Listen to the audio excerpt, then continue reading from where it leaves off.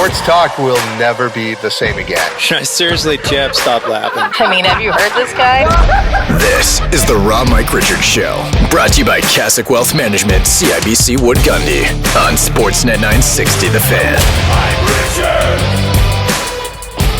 Welcome back, Raw Mike Richards, a very hurried Raw Mike Richards on Sportsnet 960 The Fan. We've got a lot to get to. We're going to talk to Jim Barker because, of course, with the CFL changes, that has been the talk all week. So we're going to get to that and get his take from a man who's been on the sidelines. He's general manager, personnel, director, you name it, he's been it. He's got a great take, and he may not completely agree with what I have to say, but we'll find out. We also have Pierre McGuire. We'll take a look at some of, the goings-on in the NHL. He does a brilliant job every week. And, of course, Clark Judge with the NFL. And Jimmy the Bag. Oh, my God. Was he the only guy who took Cleveland last week? He might have been. We'll get to him very shortly. As it comes down to the news that was really had a lot of us white-knuckled, was Stu Johnson, the commissioner of the CFL, with the rule changes. So here's my take. If we don't change our game at all, if you don't want to modernize what the current sports market is demanding, then get ready for a league that's going to die. Because I look at those stadiums right now and see those empty seats. And it's not totally because of, the fact that the field's 110 yards and the end zones are 25 and the goalposts are on the goal line. It's none of those things. But what it is an understanding of a business that needs to survive with the trends that count. What makes the CFL? What makes it Canadian football? Number one, to me, it's 3 downs. 3 downs. That's why the game's always been open, including a wide field. That makes it exciting. But am I really going for the extra 5 yards on each side? Am I going for some of the things that people really seem that's the hill they're going to die on? The fact that you can't move those goalposts. Well, you know what? The elimination of the Rouge is something I've heard from my generation for decades. And trust me, there were times in Toronto, being on the air, I was like the only media guy that ever talked about the CFL. I've been going to CFL games since I was 9 years old. My first game, I saw Joe Zuger at quarterback, Tommy Joe Coffey was the slot back, and Angela Mosca was playing. So if you're talking about the old guard, I kind of am one. But I'm also something else, a CFL fan that wants to see the league survive and flourish. I think the clock is going to make the game not slower, but faster. It seems like you're adding time, but you're really not. And we talked to Jim Barker. We'll talk about some of these rules. I did a poll. It was like 85% in favor for the rule changes. Now, granted, it was a small sample size, and honestly, it was very quick. So I'm not going to tell you that that's how the country feels. In fact, I believe it's really 50-50. But if you really want to go back to the way it's been, and quite frankly, the CFL has operated like it has for the last 40 years and hasn't changed, then the league will die. Because you can certainly see its corpse from here. And if this league dies because you wanted to keep it the same, I got news for you. You better like tennis, because that's what we'll have left. And tennis sucks. But ladies and gentlemen, here's what doesn't suck. Winning your bets. And that means Jimmy the Bag. The public is all on the Packers. And you know what happens in the NFL? The public loses their shirt, Mike, but the sharps don't and the books don't. Why are they opening up their arms to anybody who wants to bet the Packers? Because the Packers won't cover in Cleveland. The books are going to get rich. I am going to get rich. And the public is going to be walking around without a shirt on looking for Mike McDaniel's drug dealer. Ladies and gentlemen, what else do you got to do? I'm telling people now, you got to be the bag. I'm going to get T-shirts. People are going to start thinking about it because, oh my God, Jimmy, what a pick, what a lead into this week. Ooh, the Cleveland Browns win straight up. The Detroit Lions win straight up. The most important message to the fans of Raw Mike Richards, there is nothing more powerful in the market than when the dog blows through the number 6, when the dog opens up at 6.5 and closes at 5 or 4.5. Okay, so for all the shirtless people, if they didn't listen to you, do we have any of those scenarios this week that you're looking at? Yes, let's start with New Orleans Saints, Buffalo Bills. This is a funny spot, a 16.5-point favorite, a tricky spot. The very interesting point here is that James Cook, if he scores a rushing touchdown, it will be his 8th straight regular season game with a rushing touchdown, and he will break the franchise record he currently shares with Cookie Gilchrist and O.J. Simpson. Josh Allen wants his friends and the players that make the Bills work to find success. He wants their names in the record book. Right now, James Cook for a touchdown is minus 190. It's very, very expensive. How do we bring that VIG down when we know he's getting a touchdown? That Josh Allen is going to do whatever it takes to get his friend this touchdown and in the record books. Well, we cheat the line. Buffalo Bills, we bring down to minus 6.5. We tie it with the James Cook touchdown. We get that at minus 135, and we're ready to cash it. Not only that, but Josh Allen loves long drives. He wants to keep his players healthy. He wants his defense resting on the bench, on the sidelines. There's going to be long drives. He's not going to try to run up the score like crazy against the Saints. Now, they probably still cover, but this game goes under 48. It's already moved to 47.5, and it's dropping. It's already moved to 47.5, despite 70% of cash on the over. Why would it be going down if the books are opening up their arms to over cash? Because the public is going to lose and we're going to win. Under 48, get it at 47.5. Make sure it's over the key number of 47. Buffalo minus 6.5. Cook anytime touchdown minus 135. Pay dirt. That is beautiful. And hopefully, for James Cook, that's the only OJ record that he beats. What else do we got going on? The all football gambling and capping is about buying low and selling high. I moved on the Patriots double result at plus 105. I'm watching this market very closely, and I'm very interested in adding to the investment. But right now, Patriots double result. And again, we talk about what are the keys to succeeding in football. My ROI skyrocketed as soon as I started hammering double results. Your team has to be ahead at halftime and win the game. That's all it takes. And I'm getting plus 105 to do that against the Carolina Panthers on the road. Sign me up, Mike. I'm not an over better, Mike. I want to bet unders. I love unders. But there's another over that I must bet. Indianapolis Colts, LA Rams. We bet the over 49.5. This is another over that is climbing. The Colts score, and the Rams will do whatever they need to do. If they need to play a defensive game, they will. If they need to put points up on the board, they will. The over 49.5 in Colts Rams, Mike, which leads us to the big game of the weekend at Arrowhead Stadium in Kansas City, Missouri. Can't wait. What do you got? Oh, there is nothing more predictable than the Kansas City Chiefs. If you switched quarterbacks when they went to East Rutherford and took on the Giants, if Patrick Mahomes was the quarterback of the New York Giants and Russell Wilson was the quarterback of the Kansas City Chiefs, the Giants win 22-9. It's all Patrick Mahomes. The Chiefs are a very average football team, a very predictable football team, a pedestrian running attack with Pacheco and Hunt, injuries at wide receiver to Xavier Worthy and Rashee Rice. This is not a good football team, but they have a brilliant quarterback. Everybody saw the Chiefs win in New York. Now they're coming back home, and the Ravens looked bad. They lose 38-30, which we predicted right here to the Detroit Lions. Now we get to buy the Baltimore Ravens low and fade the Kansas City Chiefs. Kansas City Chiefs has made me more money than any other football team over the last year and a half. I know when to fade them. I know when to back them. I faded them in Brazil. I faded them against the Eagles. I backed them against the Giants, and I fade them here. Ravens minus 2.5 at minus 120, and the Ravens double result at plus 162. I want that cash, Mike. I want to milk the bookies, Mike. I want to milk them. I want that leche. Yeah. I want that sweet, sweet do. leche, Mike. Yeah, I got to tell you, I'm very excited right now. I didn't want to say it out loud, but I'm being swept up. You're like the Gordon Gekko of gambling. You have a way about you. It's just a very milky way about you. Milky. All I want is the raw Mike Richards fans to get that cash and to do it consistently.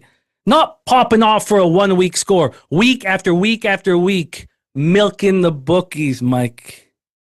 Lecheria. You're listening to Raw Mike Richards on Sportsnet 960 The Fan. And, of course, watching the entire show is now available on Raw Mike Richards, the YouTube channel. And, of course, if you download the podcast, Spotify has the whole thing, and you can watch the magic in front of your eyes.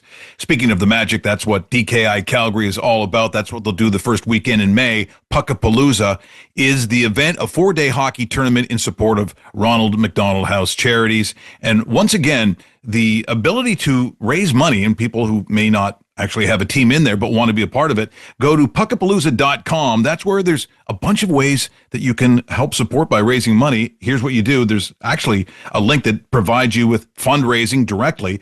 That, of course, is also a 50-50, a donation link, a raffle, and then a silent auction link. Once again, that's the first weekend in May from our good friends at DKI Calgary doing what they do best. But right now, is it a disaster of the week? It's the sports disaster of the week.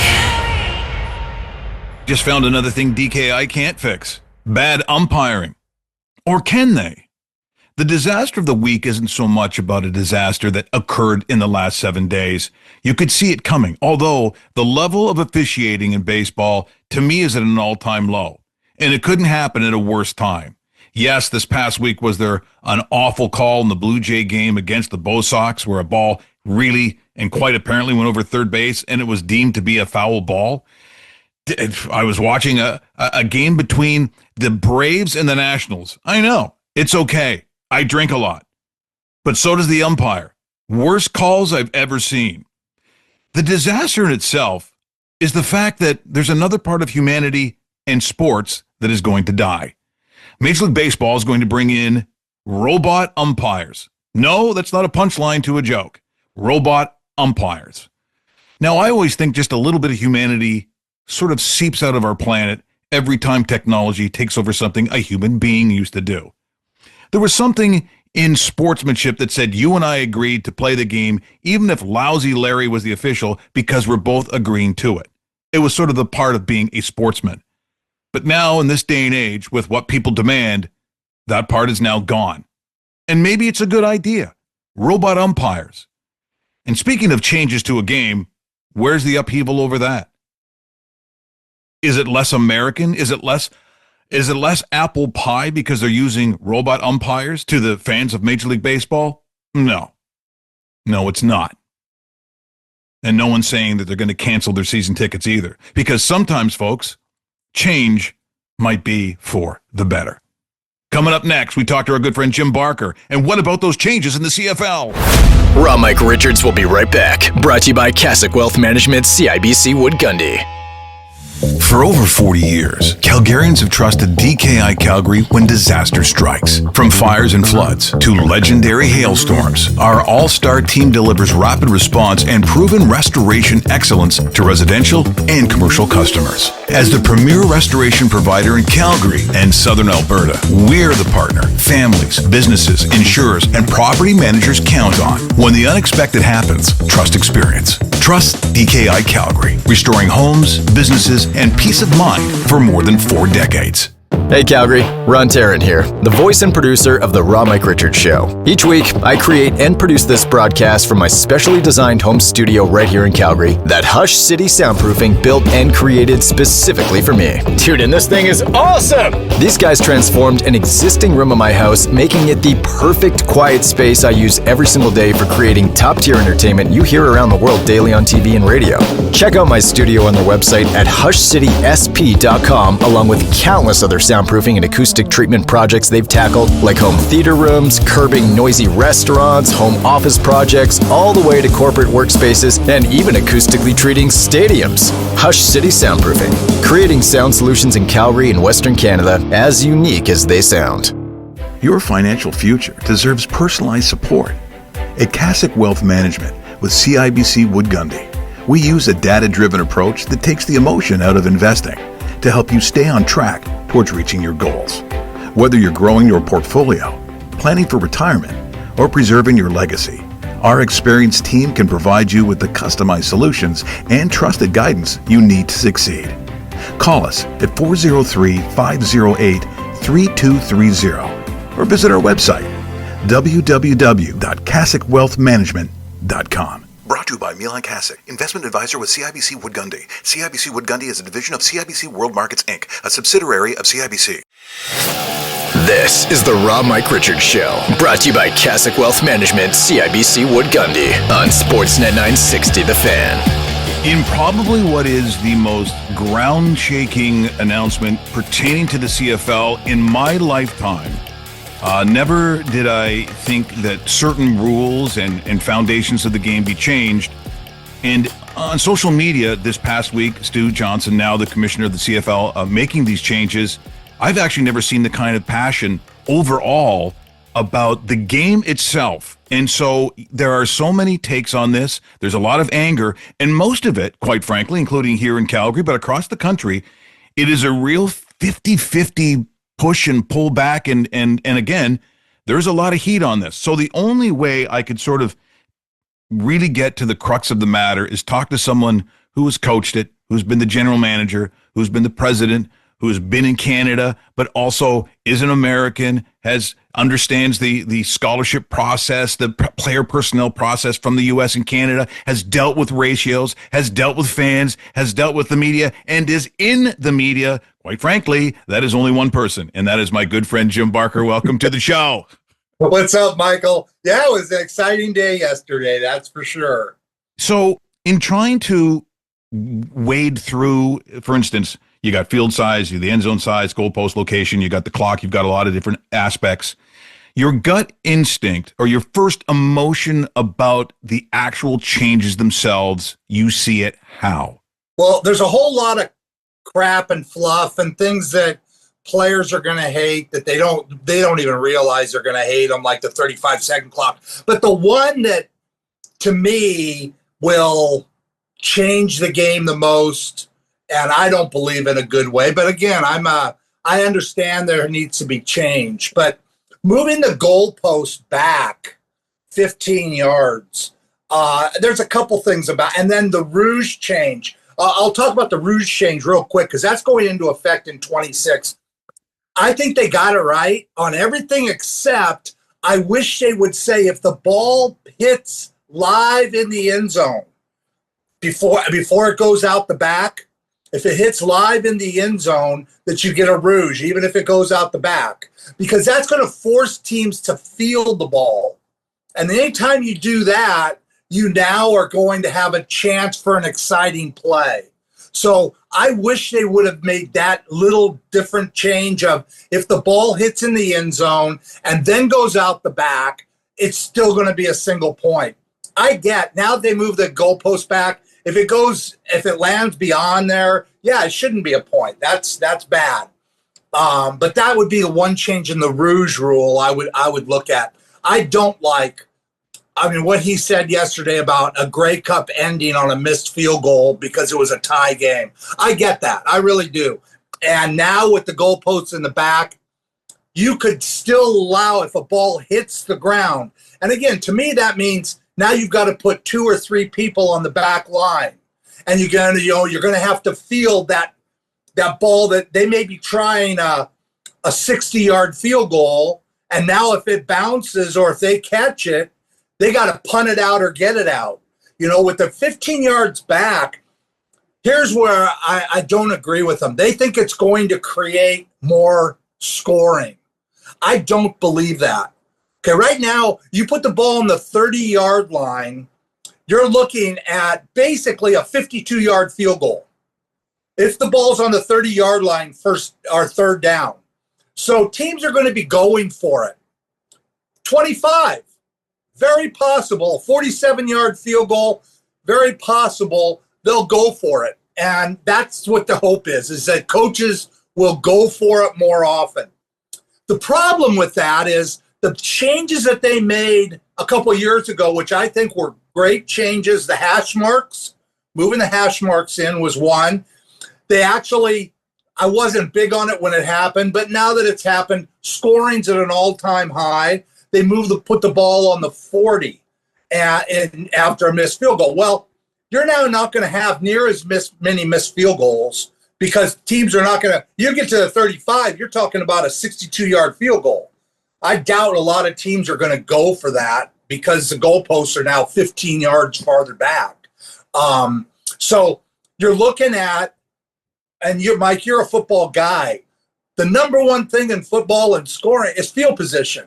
When you start a drive back inside your 30, your chances of scoring are a lot less than if you started on your 40. So, there's going to be a lot more drives started inside the 30 when people don't make it. Which again, I think second and 3, third and 3 now, third and 3 becomes a big problem for teams, and that's one of the hardest things to call. Do you run it, get jammed for a no game? I mean, you watch second and 3 in the CFL, and I bet you second and 3 is the most difficult for teams to get because you're in between that. We're going to throw a quick pass, ball get batted down, that kind of thing. So that's why I don't think scoring necessarily is going to raise because of it. All the stuff about the goalposts on the goal line and the vision for fans and cameras, and I don't buy any of that. There's folklore for those of us that have been in the game. I mean, I can remember Darren Flutie telling me that he and Danny McManus had a thing. If they didn't know what to call, he'd just say, "Hey, I'm throwing it to the right edge of the goalpost," and he would just wing it to the goalpost. Darren would run his route so that he could get himself there with nobody on him, and those are great stories, where people just said, "Hey, go to the goalpost. I'm going to throw it to the goalpost." If you're backed up and you got to deal with the goalposts, I think that's part of the CFL game. That's a reward for a team that, gets the ball back is now that team, they get the ball, but they got to deal with the goalposts. So now they maybe don't have a full field to deal with. And then hitting the ball, Fajardo had the one that cost Saskatchewan a trip to the Grey Cup. But again, you just have to know that it's there. And yeah, is there going to be times when maybe it hits it? Yeah, but I think that's a part of the CFL game. When I first got up here, 1990s full time, 1990s. It was in 1997, my first year with Don Matthews, and I had come from all those years in the States, and I said, Don, what's the greatest thing about this game in comparison to the U.S.? He said, absolutely the kicking game. He said, my greatest, the play that's the best for me is the field goal return, because everybody wants to try these long field goals of 65-yard wide field. Okay, and when they're coming from 45 yards out after a 52-yard miss, that spreads the field. Now they're going to be coming from no more than 30 yards out, which makes it much. I think you basically, when they move the thing back, they've eliminated field goal returns. And just for your viewers' knowledge, this year alone, there's been 3 field goal returns for touchdowns. And Don's belief was, if they try it from more than 40 yards and don't make it and we don't score a touchdown, that's a failure by our special teams. So there's been 3 field goals for touchdowns this year and 13 plays over 30 yards in returns. Now, those are exciting plays that we have that isn't in the American game. Well, I think it shocked people, years ago, not that long ago, that the Iron Bowl, the Alabama and Auburn, when Alabama, but it's the same thing. You had a bunch of big guys out there, and I'm watching. I'm like, he's going to return that kick. He's going to return a missed field goal in a U.S. college, and he goes all the way. Yeah. It was shocking. But again, these, and you bring up a really interesting point. Sort of the folklore and the idiosyncrasies of the Canadian game. I kind of get the feeling, and again, this is nothing but marketing. Now you're talking about the salesmanship of the league itself. I at least it creeps into that conversation where you're taking a look at a younger generation, who's, by the way, their attention span is literally 15 seconds, that mostly of a certain demographic have not watched the Canadian game, maybe ever, and they are in love with the NFL. You have fantasy, you have all these layering of gambling, you have these things that just exist that to the minds of the youth sort of just gravitate. And I get this feeling like they're saying, we love our game, we love the major aspects of the CFL craziness, if you wish. So 3 downs, the field is still wide, but we need to have it translate to a generation that, quite frankly, even in the argument that I see on social media, these arguments come from men 45 to 50 plus. These aren't arguments among a 25-year-old who probably is walking around with a Baker Mayfield jersey. And I have a feeling it's not that it's a full Americanization of the game, but I think from a marketing standpoint, I get the feeling that they're saying, if we don't do anything, and this is what I asked on Twitter this past week, if you're opposed to all the rules, then what's your answer? Because doing nothing is not an answer. Right, and you're right. They did something. The only thing I think that they did that changed our game significantly is moving the goalpost back and taking away the field goal return. That's my point. And of all the things, that's the one thing. The size of the field. I mean, again, now it opens it up for easily for them to either expand to the U.S. or to England. You know, you go into a soccer field, 65-yard wide is soccer fields, but they're short. You can't fit 150 yards, which is 20-yard end zones on each side and 55.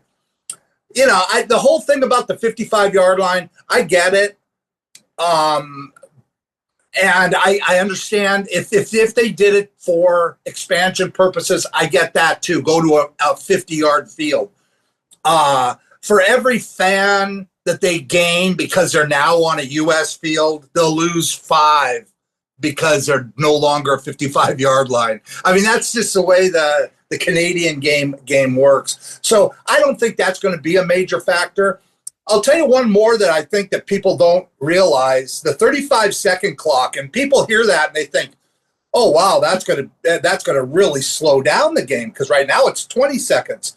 Well, it's 20 seconds from the referee putting the ball down, getting everybody on. Now, the NFL is 40 seconds from the end of the previous play, okay? They play on a 53-yard wide field. So to get back to the huddle is much easier than it is in the CFL with a 65-yard wide field. You got receivers.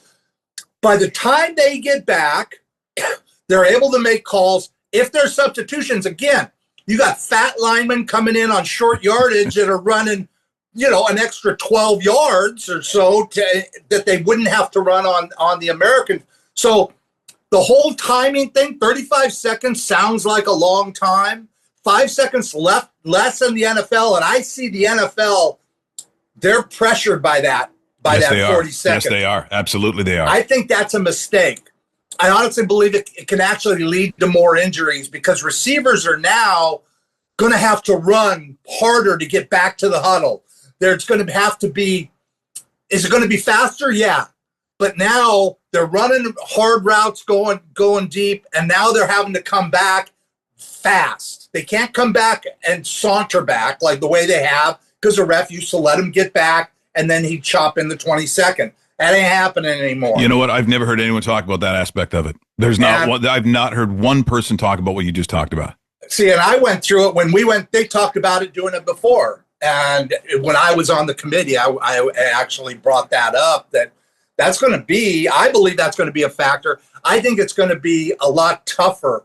Now, maybe what they'll do is they'll have the CFL refs wait an extra 5 seconds so they can still get their 40 seconds. Because the NFL, as soon as that play's over, that clock's starting. No, it's running. It's running. I know we have, and speaking of running, we do have to. We got to go too. But you know what? But that's exactly what I think people wanted to hear today. I thought it was, sort of a real working understanding, right? Which you can only have when you're sending guys in, when you're talking about substitutions, when you're calling plays, when you've spent the years in the league that you have. Fascinating stuff, just great stuff as always, Coach. Thank you so much for this morning. All right, Mike. Love it as usual. Raw Mike Richards will be right back. Brought to you by Cassock Wealth Management, CIBC Wood Gundy. Your financial future deserves personalized support. At Cassock Wealth Management with CIBC Wood Gundy, we use a data-driven approach that takes the emotion out of investing to help you stay on track towards reaching your goals. Whether you're growing your portfolio, planning for retirement, or preserving your legacy. Our experienced team can provide you with the customized solutions and trusted guidance you need to succeed. Call us at 403-508-3230 or visit our website, www.cassicwealthmanagement.com. Brought to you by Milan Kasich, investment advisor with CIBC Wood Gundy. CIBC Wood Gundy is a division of CIBC World Markets, Inc., a subsidiary of CIBC. For over 40 years, Calgarians have trusted DKI Calgary when disaster strikes. From fires and floods to legendary hailstorms, our all-star team delivers rapid response and proven restoration excellence to residential and commercial customers. As the premier restoration provider in Calgary and Southern Alberta, we're the partner families, businesses, insurers, and property managers count on. When the unexpected happens, trust experience. Trust DKI Calgary, restoring homes, businesses, and peace of mind for more than 4 decades. This is the Raw Mike Richards Show, brought to you by Kasich Wealth Management, CIBC Wood Gundy, on Sportsnet 960 The Fan. Well, as always, we get a chance to talk to Pierre McGuire. We do it every week here on Raw Mike Richards. But there's some really warm, great stories to start. I mean, we get to the nuts and bolts of everything, but this one's a little sort of almost old home week where, sometimes, Pierre, I see the phrase slam dunk. And whenever I see that, it always is wrong. I don't believe in slam dunks. Usually it's some loudmouth gambling guy who's telling you about his lead pipe locks of the week. I've never liked that stuff. And then I saw it was about Scotty Bowman and Ron Francis being put into the Pittsburgh Penguin Hall of Fame, which I believe is October 25th when they host Columbus. And I thought, well, if ever there was a slam dunk, I'm pretty sure that was it. Yeah, Ronnie's going in, Scotty's going in, Kevin Stevens, one of my favorites, Mike, is going in, and so is the great Eddie Johnston, who's 90 years of age. And he so deserves this. He was really part of the turnaround in 1984 when Mario was drafted first overall. So I'm really happy for Eddie. I was with Eddie's son yesterday up at an event up at the State House in Massachusetts. The governor was there. I was there. There were a bunch of hockey people. It was pretty cool. We were talking about hockey in Belfast, Ireland. I go there every year. I'm going 3 times in the next 3 months. There's a big hockey tournament there called the Friendship Four. It's all top Division I teams. But it was an amazing launch. And I was telling EJ's son how happy I was for his father. But I think about Ronnie and our wins. I think about Kevin and our wins. And I obviously was roommates and mentored by Scotty. So I'm so proud and happy for all 3 of them. I saw Scotty speak on something on the internet. Maybe it was like less than 2 weeks ago. I believe he's 92. He is 92. September the 18th, he turned 92. Boy, he sounded good. I mean, he looked and sounded good, if you ask me. Mike, I'm so glad you went down this road, and our people at home need to know. Mike and I never rehearse the show. We never do. No. We just go cold because we've known each other for so many years. And I got to tell you this about Scotty, and I've said this to Scotty, and I've said it to friends of mine in the NHL. If he wasn't forced to go on the ice and just coach games, I'm telling you, Mike, I worked with that guy. I won a Stanley Cup. Actually won 2 Stanley Cups with him. I'm just telling you, Mike, at 92, he could coach. Now, he has to be given a good team. But if he was given a good team with a good goalie, he would outcoach 90% of the guys in the league right now. We talk X's and O's. We talk strategy. We talk players. We talk about all these different things in the league, probably 3 to 5 times a week. And, Mike, I can tell you comfortably, he has not lost his fastball. And I mean that sincerely. There's this thing about older people now, especially after what the stuff in the States with Joe Biden. I'm telling you, I don't have any vested interest. I don't make a nickel out of this. That guy could still coach in the league and coach really well, Mike. He surprised us in Calgary, and the audience might remember this. He was out to speak with, I believe, the Edge Hockey School that exists out in Calgary. Right. And that's when a lot of those specialized schools were kind of new at the time. So someone said, would you like Scott Bowman to come in on your show? And I said, are you look, I get pranks. He goes, no. He would come in, but you only get him for 1 segment. You can have him from like 8:05 to 8:11. I said, I'll take 1 minute, whatever he's got. He comes into the room. People might remember this. He had such a good time. He stayed for the whole hour. He stayed for the hour. His wherewithal, even some of the crazy bits, I played. I had a bit that he just absolutely It was, what if Rita McNeil played goal? So, so I played this thing for him. He was almost in tears. He said, "Can I get a copy of that before I go?" "Yeah, you can get whatever you want." I think people really, they hear stories, third, fourth, fifth party sort of explanations of Scott Bowman. But I really don't know if, Pierre, people really understand the mechanism of how remarkable the man is. I don't think they do.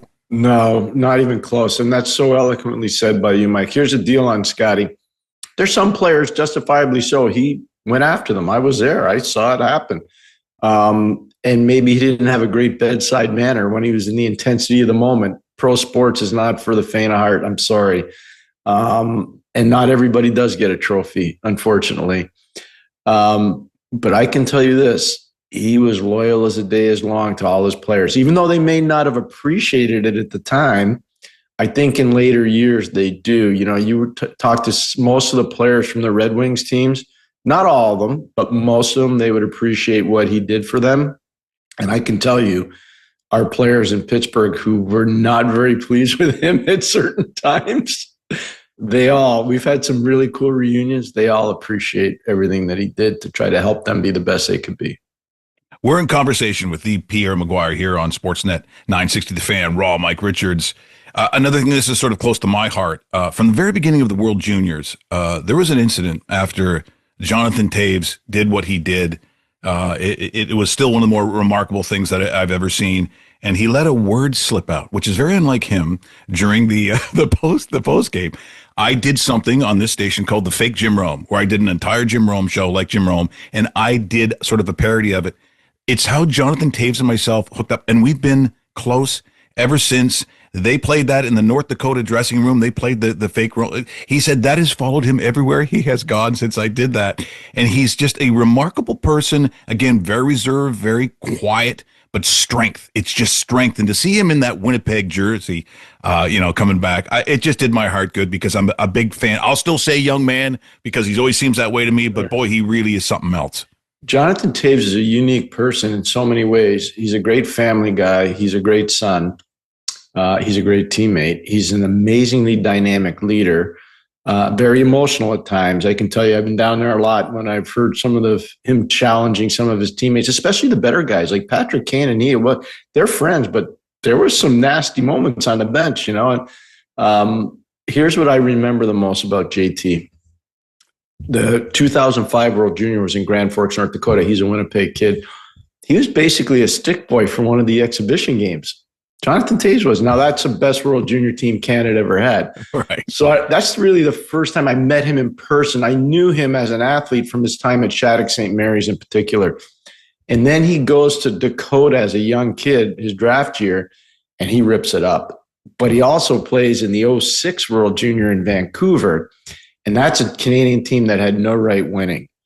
And a big reason why they won is because of his leadership as a 17-year-old turning 18. There are not a lot of 17-year-olds that can play in that tournament. And then you go to, 2007 and the Magic in Leksand, Sweden that you're talking about with the shootout in particular. Yeah, pretty unbelievable. Special. Unbelievable. But what everybody forgets about Jonathan, and it's so important, is the 2010 Olympics, because 2006 was such a disaster. And it was Toews who not only played on probably the best line for Canada with Rick Nash and Mike Richards, no pun intended, but also he was a forward of the tournament. And people don't remember that. And that really started Canada's resurgence at the Olympic level. Because if you go to 14's not even close. They crushed. I was there in Sochi. They crushed everybody, Mike. It's not even a game. Right. So Toews is special. I'm so glad you brought him up. And I'm so, I always felt, and I'm going to tell you a story out of school that I couldn't have told you 3 years ago, but I can tell you now. When I was in Ottawa, I really wanted Toews to come because you could tell the writing was on the wall in Chicago. And I think there was an opportunity to potentially get Toews to Ottawa. The problem was I didn't get a lot of support from some of the people that were involved in the organization at the time. But could you imagine if you're Brady Kachuk or you're Tim Stutzla or you're Jake Sanderson, and boy, they got Drake Batherson, at the time, Josh Norris, wagon of great young players, And Jonathan Taves walks in the room and says, fellas, let me teach you how to win World Junior, Stanley Cups, and Olympic gold. I just want to come here and help mentor you. How do you think it's going to play in Winnipeg? None of those guys have ever won. Now you got this guy coming in the room and you're like, really? And he's from here? He's one of us and he's from here? I think it's fantastic. I'm the biggest JT Jonathan Taves fan. I have so much admiration and respect for him. He's a special, special young man. He really is. Pierre, it's always a pleasure. This goes by way too quickly. Thanks so much for this morning. We'll do it again next week, but just awesome stuff, pal. Mike, anytime for you, you know that. I think the world. See you later. Thanks, Mike. That's awesome. Thanks, Pierre. Brother, take care. bye. Raw Mike Richards will be right back. Brought to you by Cassock Wealth Management, CIBC Wood Gundy.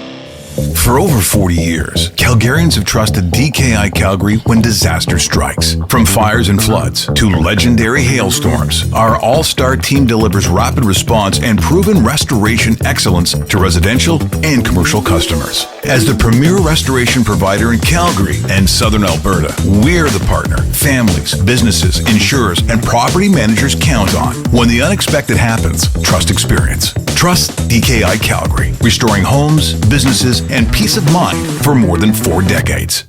Hey Calgary, Ron Tarrant here, the voice and producer of The Raw Mike Richards Show. Each week, I create and produce this broadcast from my specially designed home studio right here in Calgary that Hush City Soundproofing built and created specifically for me. Dude, and this thing is awesome! These guys transformed an existing room of my house, making it the perfect quiet space I use every single day for creating top-tier entertainment you hear around the world daily on TV and radio.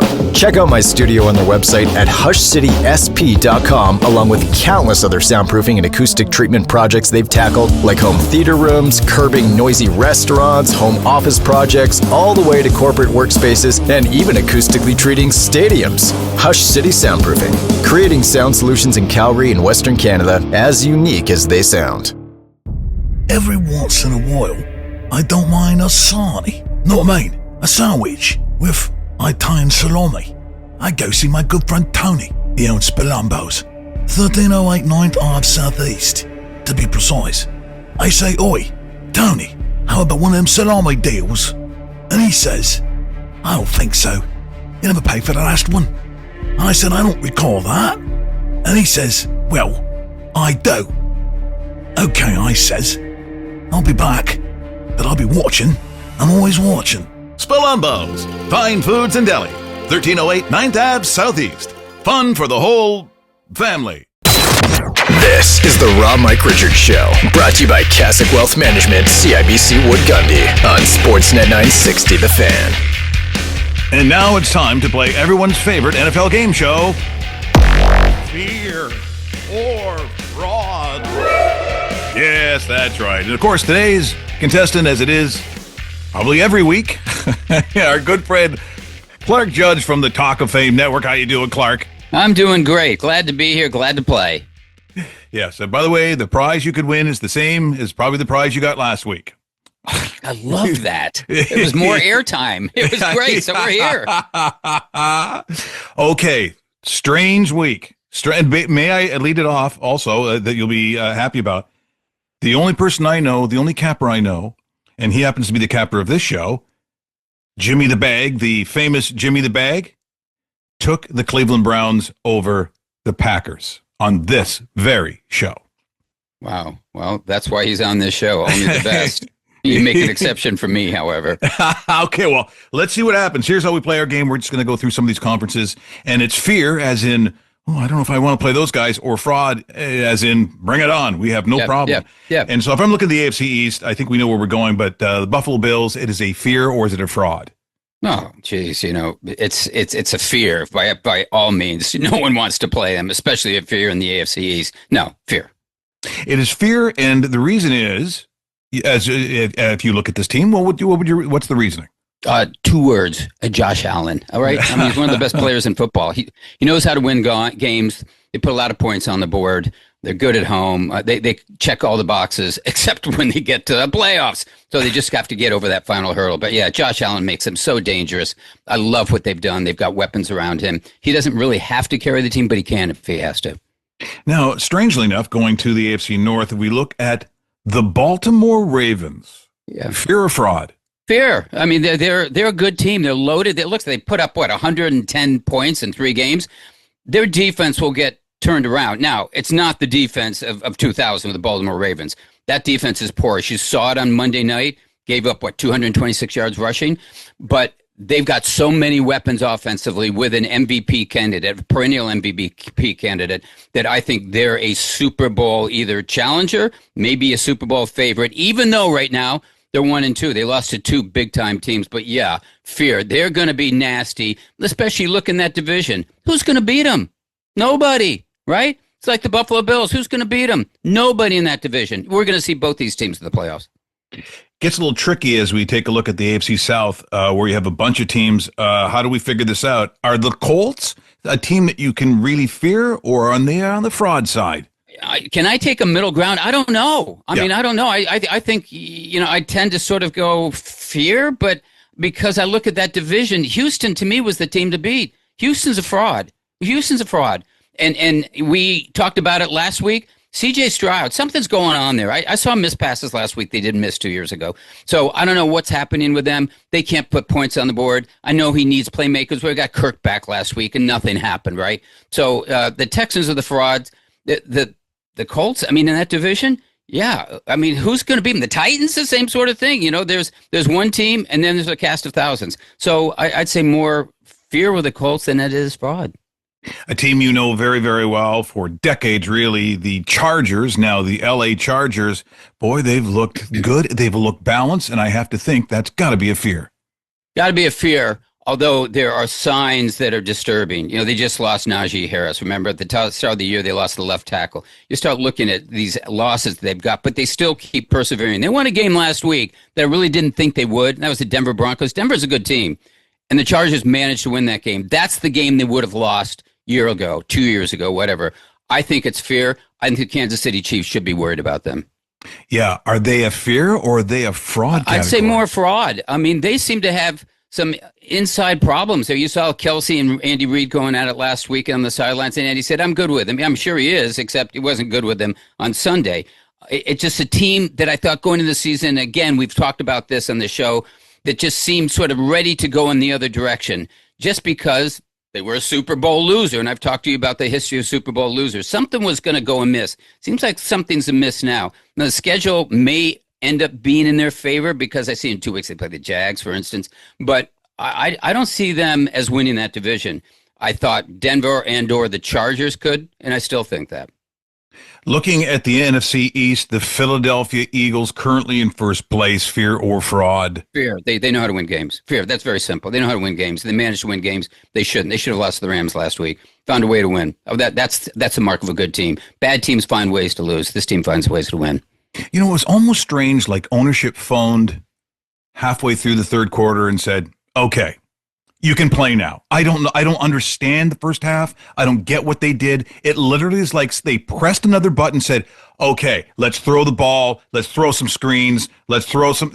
They just changed the entire game plan, which they're more than capable of. And certainly the offensive line last year, which was absolutely brilliant. I don't know what that first half was, but boy, oh boy, when they turned that around, it was incredible.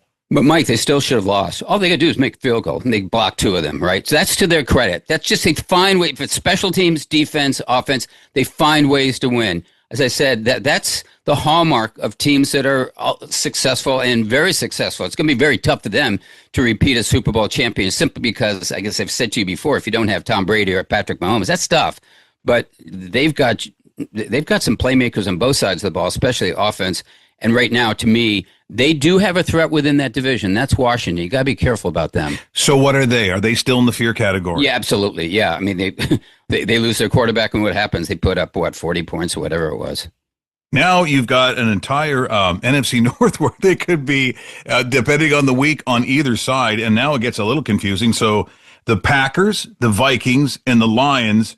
And after what the Lions have done in 2 weeks in a row, I'm going to put them back into the fear category for me.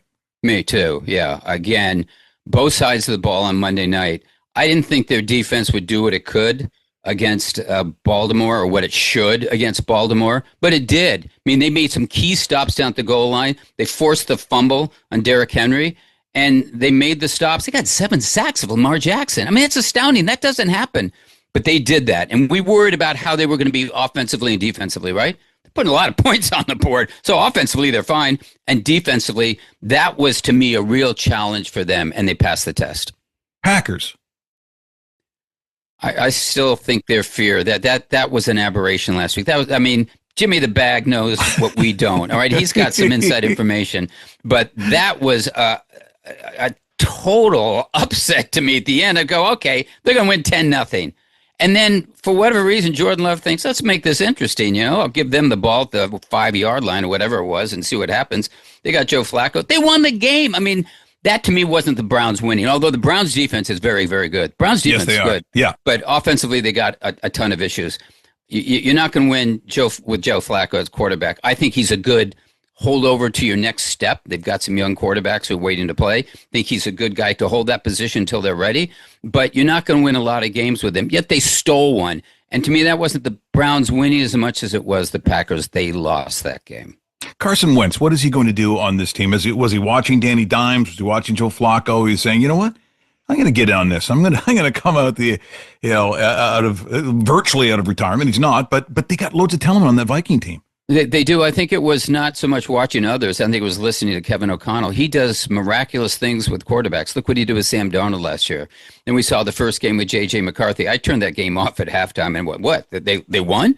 They said shoot us in the fourth quarter. Well, I didn't see it. I still haven't seen it, but I know that McCarthy played well. Didn't play so well in the second game. So then you plug in Carson Wentz. He's been a lot of places. And remember, at one time in Philadelphia, he was a guy that was in an MVP conversation at one time. Yeah. And now he's been a journeyman quarterback. Kevin O'Connell gets the most out of the least with quarterbacks. You saw, as I said, what he did last year, what he did with Kirk Cousins. I think he can get something out of him. Is it enough to overcome Detroit? No, I don't think so. Is it enough to overcome Green Bay? I don't think so. But I think it's enough to make them respectable. Okay, I'm going to completely pass, just so you know, on the NFC North, or South, rather. We can come back to that later. We're short on time, and I don't need to Tampa Bay or nothing, correct? It's correct, right. Yeah, okay. Interesting. You've got the 49ers at 3-0, and you got the Rams. You've got the Cardinals and the Seahawks. So the 49ers and the Rams are both to be feared, or is one of them a fraud? I think they're both to be feared, but the 49ers, I think, will end up being fraud because how many losses can they take? You know, Bosa's got the quarterback's out. You still have Ayuk waiting to get back in. They're missing a lot of people. Now, again, they're finding ways to win. That's great. That's what I love about them. But I think the Rams are more fearful. I'd say I'd put the 49ers somewhere in between right now. But I just don't know how many losses they can sustain. And they lost a lot of people defensively in the offseason, key people. And I think Greenlaw is the first guy I think off the top of my head. And he's out with the Broncos. But the Rams are legit. And the Rams should have won that game against Philadelphia. And they can look at themselves and say, my God, if we just made one of those 2 kicks, we win that game, right? We do, and we beat them there. That's great. And yet you lost. Okay, but you come out of that. And I don't believe in moral victories either, but you at least tell yourselves, we can play with these guys. We can play with them. And it's early, and again, their defense is really good. They've got playmakers galore on the offense, and Matthew Stafford finds ways to get things done. So I am more fearful of the Rams than I am the 49ers. Well, Clark, thanks so much for playing our game. Johnny, what does he win? No? Nothing? Nothing. Am I coming back next week, Johnny? Yes, you will be coming back. We'll come back next week. We'll more airtime. I love it. So I won. Thank you. Thank you very much. See you next week. Fear or fraud? Raw Mike Richards will be right back. Brought to you by Cassock Wealth Management, CIBC Wood Gundy. New Vista Homes has been listening to homeowners, trade partners, and employees. Listening to take a good thing and make it better. That's why they're excited to unveil something big this spring. The gift of new options, new prices, new floor plans, Everything to make your experience with New Vista Homes even more enjoyable. New Vista Homes. Excitement is building. Learn more at newvistahomes.com. For over 40 years, Calgarians have trusted DKI Calgary when disaster strikes. From fires and floods to legendary hailstorms, our all-star team delivers rapid response and proven restoration excellence to residential and commercial customers. As the premier restoration provider in Calgary and Southern Alberta, we're the partner families, businesses, insurers, and property managers count on. When the unexpected happens, trust experience. Trust DKI Calgary, restoring homes, businesses, and peace of mind for more than 4 decades. This is the Raw Mike Richards Show, brought to you by Cassock Wealth Management, CIBC Wood Gundy, on Sportsnet 960 The Fan. You're listening to Raw Mike Richards. Just an aside, and people who are asking, there is a brand new project, something I've never done before, and it is online only. It is a digital presence. And what it is a gaming podcast that I do Thursday, Friday, and Saturday to catch up with all the stuff, quite frankly, I'm missing before I get to a Sunday. It is Raw Mike Richards Picks and Props. Once again, that's Raw Mike Richards Picks and Props, where I take a look at all kinds of sports, a lot of it college, and sometimes you get the celebrity guests. So once again, to see or listen to Raw Mike Richards Picks and Props, you simply go to any of my media platforms. So if you want to go to X, Twitter, you want to go to Instagram, you want to go to Facebook, and it also lives on Spotify. So if you want to catch up on Spotify, you can find it on Thursday, Friday, and Saturday, including on the Raw Mike Richards channel on YouTube. You can get a hold of the excitement of the picks. What kind of picks? Well, let's take a look at what happened last week with some of our celebrities. Let's see how, well, the first guest was Jason Statham. I don't have a lot of time for this. After all, I'm a working man. I like Juventus to win outright against Verona. I met a girl from Verona once. She was all right. Bit ugly though. I dumped her. You know why? 'Cause I'm busy. I'm a working man. Yeah, you know what you are also? 0-2. Yeah, Juventus lost, and Cole Palmer got hurt, I think, during the national anthem. Ouch. Then, of course, picks by President Trump. Now, how could he be wrong? A lot of people, so many people were asking me, what do you think is going to happen with the Chiefs and the Giants? Well, and I really like the Chiefs. I like what they do, and Patty Mahomes and Kareem Hunt. I think they're really going to run both of them for way over 30 yards. They only say 30. They've really underestimated, I think, a real insult. And Andy Reid, he's a great coach, but he's so fat. He's a big man. He's really fat. Actually, he didn't do that bad. He was 3-2. Although I'm sure if you ask him, he was 5-0. And then finally, Billy Bob Thornton, as in Landman. We had Landman picks. I am sure this is not the first time that you have heard this, but you talk entirely too goddamn much. And finally, KJ Duff, he's a receiver. That's who he's throwing it to. He's got to throw it to somebody. He's going to throw it to him. So 56.5 yards, you can put that in the bank. Oh, that was the Iowa-Rutgers game. He actually went 3-1. I thought for sure he was running the board. He was very, very close. But that's kind of the fun we're having on Raw Mike Richards Picks and Props. Once again, that's Thursday, Friday, and Saturday. And check out Spotify, is where you can check it as a podcast. But it's on all the social medias, Twitter, X, Instagram, Facebook. And once again, you can visit my YouTube page, the Raw Mike Richards channel. Na. Hey. Adios. The Raw Mike Richards Show. Executive producer, Ron Tarrant. For sponsorship inquiries, contact pureproduction@live.ca. Catch up on previous episodes and stream The Raw Mike Richards Show now, wherever you get your podcasts.